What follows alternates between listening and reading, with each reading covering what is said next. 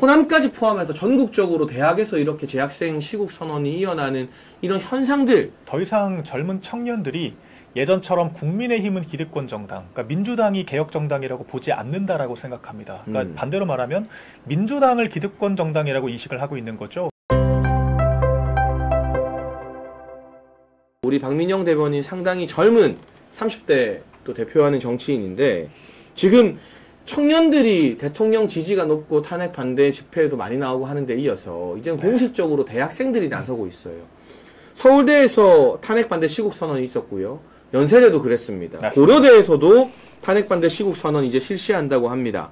또 광주에 우리 전한계 선생님과 그라운드 C 등 세이브 코리아 집회가 광주에서도 열려서 참 감동적이었는데 광주를 대표하는 조선대학에서도 일부 학생들이 대통령 탄핵 반대 시국 선언을 예고하고 있다고 하고요. 경북대에서도 지역 대학 중에서는 처음으로 탄핵 반대 시국 선언이 있어서 평일 오임에도 불구하고 재학생과 시민 200여 명이 몰렸다고 합니다. 경북대 포함 계명대, 대구대 등 8개 대학 연합 시국 선언이라고 하는데요. 호남까지 포함해서 전국적으로 대학에서 이렇게 재학생 시국 선언이 이어나는 이런 현상들 좀 어떻게 바라보고 계세요? 그러니까 사실 이게 저는 좀 큰 틀에서는 더 이상 젊은 청년들이 예전처럼 국민의힘은 기득권 정당, 그러니까 민주당이 개혁 정당이라고 보지 않는다라고 생각합니다. 그러니까 반대로 말하면 민주당을 기득권 정당이라고 인식을 하고 있는 거죠. 그러니까 실제로 지금 그 각 국가기관들의 모순을 지금 국민의힘에서 조목조목 비판을 하고 있지 않습니까? 공수처가 너무 무리하게 수사를 하고 절차를 지키지 않는다. 그리고 헌법재판소의 여러 우리법 연구의 카르텔 같은 것들, 그리고 지금 이 선관위 같은 경우에도 너무 무소불위의 권력을 행사하고 있다. 그러니까 독립기관인 걸 앞세워서 언론과 감사원의 견제마저 거부를 한다. 그러니까 이런 것들을 국민의힘이 지적을 하고 민주당이 방어를 하고 있습니다. 그러니까 민주당이 더 이상 이런 과거의 그런 뭔가 아스팔트에 나와서 시위했던 그런 뭔가 제도권에 저항했던 그런 세력이 아니라 이젠 철저히 기득권화된 세력이라고 보고 있는 거거든요. 그런 젊은 세대들은 이 탈기득권 정서가 굉장히 강하죠. 그런 반골기질 같은 것들, 견제심리 이런 것들이 누가 봐도 지금 윤석열 대통령이 약자고 피해자다 라고 인식을 하게 만드는 겁니다. 그러니까 이런 것들이 또 정책에서도 발현이 되고 있는데 민주당이 52시간제 유연화를 이재명 대표가 한다 그랬다가 하루 만에 철회를 했잖아요. 왜 그러냐? 양대 노총의 반대 때문에 할 수가 없는 겁니다. 그러니까 민주당이 양대 노총, 뭐 참여연대, 전교조, 소위 이런 약간 종북 좌파 그런 색이 강한 이런 세력들과 과도하게 결탁을 하게 되면서 이 사람들의 지분을 인정하지 않을 수가 없는 단계에 이른 거죠. 그래서 매우 경직적인 의사결정을 할 수밖에 없고 젊은 세대들한테 도움이 되는 의사결정을 할 수가 없다. 이를테면 임금 피크제 없는 정년 연장을 하게 되면 신규 채용이 3자리씩 줄어들게 됩니다. 그러니까 한 명이 정년 연장 될 때마다 3자리가 채용을 못하게 된다라는 건데 이런 것들이 이 민노총이 이미 기성세대 노조만 대변을 하고 청년세대 노동자들을 대변하지 못하는 상황이 된 거거든요. 그렇죠. 이런 상황에서 민주당이 계속해서 자신들의 기득권만 지키려고 하기 때문에 젊은 세대들이 봤을 때는 이런 민주당으로서는 절대 우리 젊은 세대가 지속가능한 이런 대한민국에서 삶을 영위할 수가 없다라는 그런 실존적인 전 그런 문제의식을 느낀다라고 생각을 하고요. 그런 의미에서 이런 기득권에 대해서 누구보다 더 적극적으로 저항을 한 것이 윤석열 대통령이 가지고 있는 서사 아니겠습니까? 그래서 그렇죠. 윤석열 대통령을 구심점으로 해서 이 민주당에 대한 저항 의식을 보여주고 있다. 저는 그렇게 보고 있고요. 그러니까 지금도 그래서 시국선언 메시지들을 보면은 선관위에 대해서 아니 우리가 부정선거를 단언한 게 아니지 않냐. 의혹이 있다라면은 검증을 하고 해소를 해야지. 왜 성역화를 하냐. 이런 얘기들을 하고 있습니다. 그러니까 이런 불공정성에 대한 문제 제기를 하고 있는 것이기 때문에 지금 민주당이 극우몰이를 할 것이 아니라 지금 청년들의 눈에 민주당의 이런 기득권화된 현실이 어떻게 비춰지는지 좀 그런 자성이 필요하다고 저는 보죠. 그러니까 지금 이 청년들의 대호각성, 대학가가 움직이고 깨어나는 것, 그리고 이 탄핵이라는 민감한 국면에서 사실 일반적 정치 상식, 여의도의 상식으로는 이제 보수가 몰살당하겠구나. 정말 과거 이해찬이 말한 것처럼 민주당이 20년 집권하겠구나 싶었는데 청년들이 중심으로 먼저 깨어나 일어나고 시국선언이 대학교에 퍼지고 아까 댓글 보니까 서울대 탄핵 반대 시국선언 보면서 눈물 흘렸다는 분들이 있더라고요. 그럼 여기 또 감동받은 우리 기성세대들도 함께 힘을 보태고 그렇죠. 그러니까 이게 선순환이 되고 2030 세대가 당연히 2030은 민주당 편이지 진보 편이지 하다가 그게 아니게 되는 순간 이 세대적 불균형이 이 인구 구조상 40대, 50대가 민주당 지지층이면 우리가 계속 분리할 수밖에 없는데 그 균형이 2030 세대와 10대의 각성으로 맞춰지게 되는 거거든요. 그러니까 이게 이 정치적 효과가 남긴 의미가 이 대통령의 탄핵 인용 기각이라는 짧은 전장을 넘어서 한국 정치 흐름에 저는 10년, 20년, 30년에 굉장히 중요한 영향을 끼치는 일대 분수령이라고 봐요. 맞습니다. 만약에 2030이 이 깨어나지 않고 의뢰 그렇듯 민주당의 고착 지지 세력이 되어버리면 앞으로 10년 뒤, 20년 뒤에는 보수가 죽었다 깨어나도 민주당을 못 이기거든요. 맞습니다. 그런데 이게 바뀌면 해볼 만한 정치 지형이 만들어지는 거잖아요. 예. 그 계기를 만들어준 것이 뭐 저는 이제 계몽령이라고까지는 표현을 하기 그렇지만 저는 이제 당직에 있기 때문에 근데 비상계엄이 정말 큰 영향을 미친 것은 부정할 수 없는 그로 사실인 인한 것 또 같아요. 탄핵 가결 그러니까 이후에 여러 가지 사실들을 그럼요. 국민들이 알게 되면서 그러니까 전 국민이 고관여층화가 되면서 민주당이 어떤 극악무도한 행위들을 했는지를 다 인지를 하게 되고 그 연장선에서 민주당이 보란듯이 한덕수 총리를 탄핵을 시키지 않았습니까? 그러니까 민주당이 지금까지 그래왔다라는 것을 온몸으로 자백을 한 거예요. 그런데 민주당은 아직도 본인들이 진보 세력이라고 착각을 하고 있는 것 같습니다. 그러니까 헌법 수호 세력이라고 표현을 하더라고요. 자신들을. 그런데 통상 젊은 세대가 진보적이라고 표현하는 이유는 기득권에 저항하려고 하기 때문입니다. 그렇기 때문에 이 민주당이 진보 세력이라는 착각에 빠져 있다고 하면 2030 세대가 왜 이탈하는지 이해가 안 되겠지만 민주당이 더 이상 진보적이지 않다라는 것을 받아들이게 되면 너무도 당연한 이런 상황이 되는 거거든요. 그래서 저는 이 시점에 정말 젊은 세대들이 이 국가기관의 여러 모순들에 대해서 부조리에 대해서 인지하게 된 것이 우리 정치사에 정말 큰 함의를 갖고 있다라고 생각을 하고요. 앞으로 이제 견제받지 않는 권력, 그러니까 헌법재판소가 어떤 모순을 안고 있는지, 선관위가 어떻게 견제를 받지 않는지 이런 드러나지 않았던 모순들을 젊은 세대가 알게 된 이상 이런 민주당에 대한 그런 기득권이라는 인식이 오래도록 자리할 것이고 이제 그런 것들이 국민의힘 입장에서는 이 젊은 세대들을 생착시킬 수 있는 이 좋은 계기가 되었다. 저는 그렇게 생각합니다. 지금 박민영 대변인이 저한테 굉장히 영감을 주는 말을 하나 했어요. 전 국민의 정치 고관여층화. 네. 이게 제가 써먹을 거예요.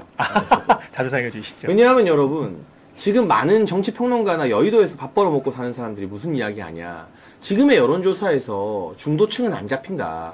그러니까 국민의힘 지지나 대통령 지지가 올라가는 걸 국민 여론으로 볼 수 없다면서 여론조사를 부정하거든요. 예. 근데 제가 늘 말씀드리죠. 중도라는 게 특정 이념이 아니라 중도는 정치 저관여층이에요. 맞습니다. 그러니까 평상시에 정치에 별 관심이 없고 무관심한 분들이 이제 총선이나 뭐 선거 때가 오면 보수나 진보 중에 내가 이번에는 누구 편 들까 그때 좀 들여다보는 이런 사람들이 중도인 거지. 그렇죠. 중도라는 특이한 이념이나 이런 게 없어요. 맞습니다. 그런데 이번 비상계엄과 탄핵 가결 국면에서 평소에는 정치에 무관심했던 2030 중심으로 이 사람들이 관심을 가질 수밖에 없잖아요. 아니 그렇죠. 대체 무슨 사단이 난 거야? 궁금하니까 왜 그랬을까? 예. 처음엔 이해가 안 돼서 그렇죠. 싫어하다가 예. 하나하나 보다 보니까 와 이거 대통령 뽑아놨는데 완전히 나라를 운영하라는 거야 말하는 거야까지 그렇죠. 가버린 거예요. 그래서 이분들이 정치 고관여층이 되면서 보수 지지층으로 흡수가 된 거죠. 그렇죠. 보수화가 된 거죠. 정확히는. 그래서 예. 중도가 아직 여론조사에 참여 안 하고 있다. 이건 정말 말도 안 되는 분석인 것 같아요. 그렇습니다. 네. 그러니까 이게 저희가 아무리 이게 주입식 교육이 왜 안 되는지가 지금 적나라하게 드러난 거라고 보는데 저희가 아무리 이게 맞아라고 해봤자 스스로 깨우치지 않으면 접수가 안 되거든요. 그런데 이번 비상계엄 직후에는 우리가 설명을 한 것이 아니라 청년들이 스스로 알아서 찾아본 거예요. 비상계엄까지 하게 된 이유가 뭘까? 근데 공부를 하면 할수록 민주당이 내가 알던 그런 민주적인 정당이 아니네. 그러니까. 이렇게까지 할 수가 있나? 그리고 대통령께서 그 말씀하셨잖아요. 어차피 2년 임기 더 채워도 내가 할 수 있는 게 없다. 근데 그 무력감이 피부로 와 닿는 거죠. 진짜 할 수 있는 게 없었구나. 감사원장까지 탄핵을 하겠다라고 하는데, 그러니까 그런 상황이 이제 다 청년들을 흡수하게 된 그런 원인이었다라고 보고. 여러분 제가 현장에서 청년들 많이 만나는 일을 했잖아요. 아니 진짜 놀랍게도요. 이재명이 형수님한테 어떤 욕설을 했는지 모르는 사람이 더 많아요. 진짜로. 그 저간여층들의 특성이죠. 그거 조회수가 100만 넘게 예. 나오고 유튜브에서 또 다 잘랐잖아요. 못 예. 들게 하고. 그래봤자 못 들은 사람이 제가 봤을 때 국민의 절반 이상이에요. 그렇죠.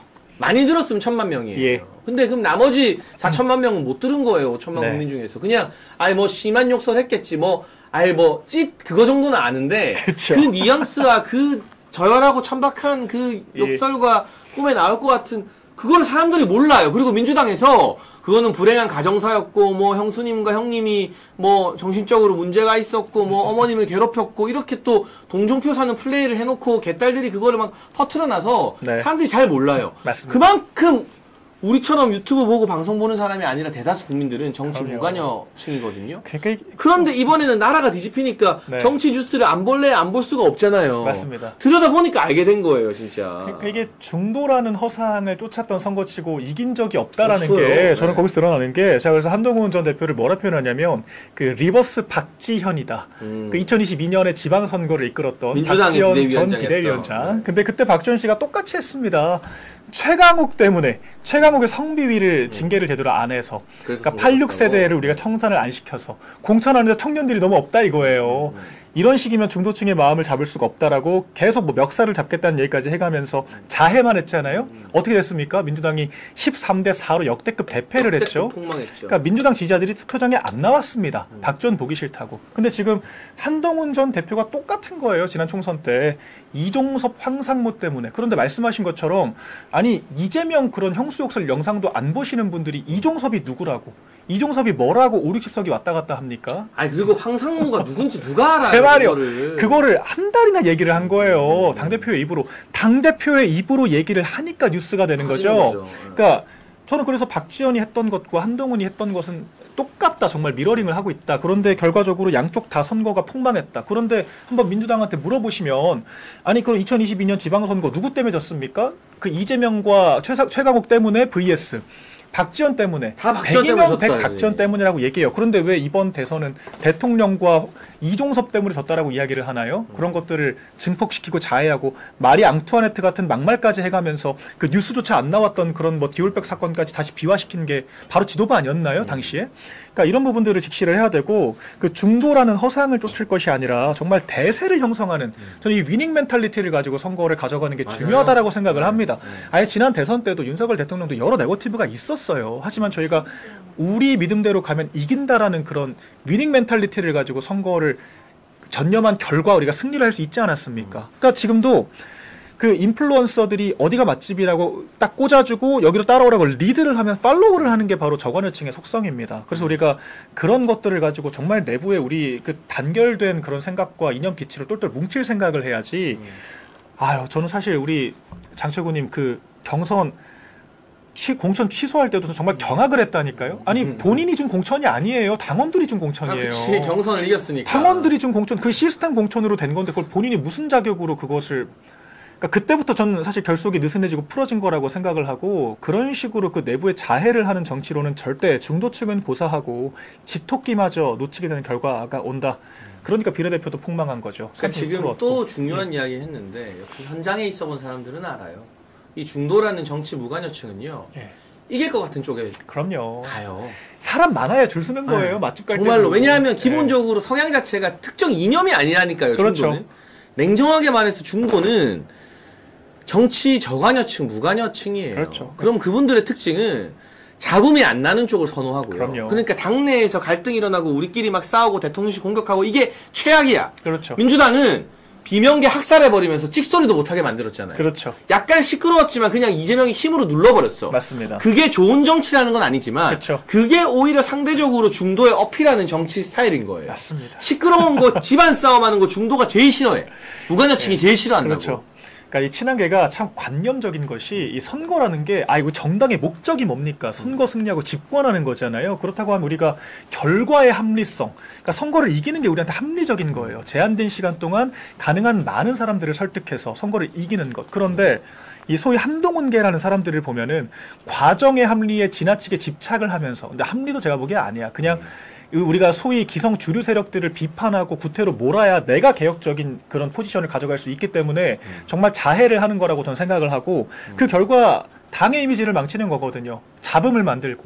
일단은 저희가 이 집 잘 된다라고 맛집이라고 얘기를 하고 홍보를 해야 이 저관여층들이 팔로우를 하고 줄 서는 건데 아니 뭐 물어보지도 않았는데 우리 집에 사실 바퀴벌레 나오고 우리 부엌 청소도 안 하고 잔반 처리 제대로 안 하고 맛없다라고 광고하면 자해를 하면 누가 과연 이 집에 들어와서 밥 먹으려고 하겠습니까? 맞아요. 그러니까 그런 식의 개념으로 선거를 이끌어야지. 고작 2달이에요. 선거라고 해봤자 2달 동안 우리가 어떤 메시지를 보여주느냐가 중요하지. 뭐 지금처럼 뭐 대통령 접견을 가면 중도가 안 찍고 안 가면 찍고 이런 식의 좀 이분법은 상당히 무책임하고 관념적이다. 저는 그렇게 보죠. 그래서 큰 선거를 제대로 뛰어본 소위 말하는 선수나 여의도에서 인정받는 꾼들이 친한계에 없잖아요. 그럼요. 다 패급들밖에 없어요. 이건 뭐 인정하죠? 제 표현은 좀 그래, 조심하겠지만 예. 여기 또 당직자니까 대변이니까. 맞습니다. 저는 예. 프리하니까 그렇죠. 제 FA니까 편하게 말할게요. 그 네. 친한계의 원내 인사고 정말 특정 소수 제외하면 패급밖에 없어요. 그러니까 이 친한계였지만 그래도 저 사람 에이스인데라고 평가받았던 인물이 장동혁 의원. 그렇죠. 그러니까 저랑 개인적 사이는 별로 안 좋습니다만 네. 저는 사사로운 감정 떠나서 잘하면 잘한다 인정합니다. 예. 지금 넘어와가지고 엄청 잘하잖아요. 그렇죠. 근데 원래 장동혁 의원은 옛날에 국회 파견 판사 나왔을 때부터 평이 좋았대요. 맞습니다. 이게 판사인데 국회로 파견을 나왔는데 네. 그때부터도 사람들이 다 저 사람 정치인 하겠다라고 눈여겨봤대요. 네. 그 사람들 관계도 잘하고 뭐 예. 해서. 근데 그러니까 나오잖아. 탈출하잖아. 그럼요. 근데 그 옆에 김상욱이나 우재준이는 누구야? 한동훈 아니면은 공천을 받는 게 불가능한 인간들이야. 그쵸. 그리고 한동훈이 나가리 되면 다음번에 국회의원 되겠어요? 맞습니다. 대구 북구나 울산 남구에 짝대기만 꽂아서 경선해도 김상욱, 우재준은 그냥 더블 스코어로 이기지. 할당제 퀴즈죠. 연고 없는 사람이 가도 돼, 거기는. 네. 아무나 가도 돼. 박민영, 대구 북구 가서 우재준이랑 붙으면 지금부터도 박민영이 이기지. 그러니까 이제 답이 없고 한동훈에 줄 잡아서 내가 전략 공천 받는 거 아니면 답 없는 사람들이 거기 몰려 있는 거예요. 네. 전략 공천인데 또 국민 추천제라고 또 호도를 하더라고요. 근데 그 국민 추천제라고 하는데 그 지원서 넣은 거 아직까지도 아무 자료가 없어. 확인 안 했다라고 합니다. 그 지원서 넣은 거 읽지도 않고 누가 추천했고 누가 심사했는지 아무 기록이 없어요. 깜깜이로 추천한 거죠. 전 이거 당무검사 해야 된다라고 생각합니다. 개인적으로. 그러니까 이 어려운 국면들이 좀 정리가 되면 저희가 이 잘못된 그런 총선 백서에 입각해서 잘못된 이런 전략들은 다 바로잡아야 저희가 다음 선거를 또 효과적으로 할 수 있기 때문에 이건 분명히 반면교사로 삼아야 될 사례고, 그러니까 전 이게 진짜 의문스러워요. 소위 할당제 퀴즈들, 그러니까 그 비례대표 초선들 그리고 또 우리 지역에 있는 소위 추천제로 들어간 사람들 네. 이런 사람들이 더 완장질을 합니다. 정말 전례가 없는 광경이거든요. 아니 지들이 언제부터 보수였다고 보수의 품격을 찾아. 나 그래서 상우가 너가 언제부터 보수였니? 김상욱 의원이 문재인 지지 선언했던 분이잖아요. 너무 어처구니가 없습니다. 그러니까 보수의 기본은 그런 관념적인 얘기를 할 게 아니라 정말 문제 해결적 사고를 통해서 이 어려운 실타래를 풀어가는 게 보수죠. 근데 우리 김상욱 의원 같은 사람들 말하는 거 들어보면 아무 대안이 없습니다. 그냥 평론가처럼 보수 정당이 어떻다라고 품평을 해요. 그런데 그 대선에 기여를 한 것도 아니고 뭔가 대단한 직능단체 표가 있는 것도 아니고 전문성 있지도 않은 김상욱 의원을 데려온 것을 탈모인 표를 노리는 건가 같이?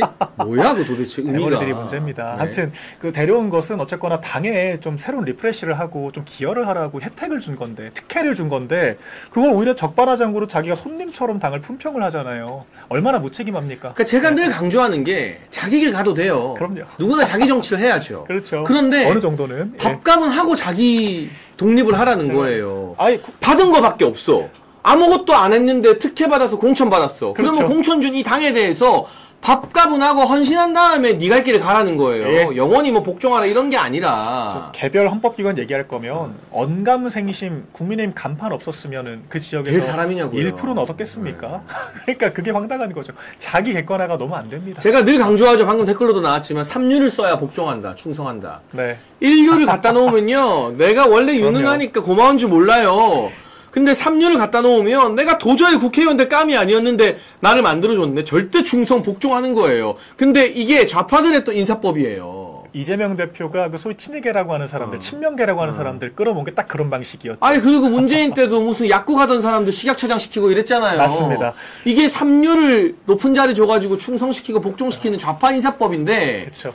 야 이런 걸 또 똑같이 써 한동훈은. 그러니까 지금 친명계들 골 때리는 게 사실 그 장외에 있는 친문계들보다도 그 소위 동원력이 없습니다. 그러니까 그 비상계엄 직전에 이재명 대표가 그 1심 유죄 판결 나왔을 때 집회 막 했는데 그쵸 막 모여달라고 동원력을 엄청 했거든요. 그런데 그 의원실별로 동원령을 내려도 사람이 안 모여요. 그러니까 정치적인 실력 행사가 전혀 안 되는 사람들. 그러니까 그런 게 다 결국 내 편 만들기 위해 소위 거수기들을 뽑은 그런 공천 과정이었던 거고 지금 저는 이 완장질하는 그런 소위 초선 비례 그리고 이제 추천제 할당제 퀴즈들 이런 분들도 결국 정체성은 한동훈 대표 아니면 끈이 없다. 그러니까 한동훈한테밖에 복종할 수가 없고 뒤가 없다. 그리고 이런 것의 발로다. 말씀하신 그 표현이 딱 맞죠.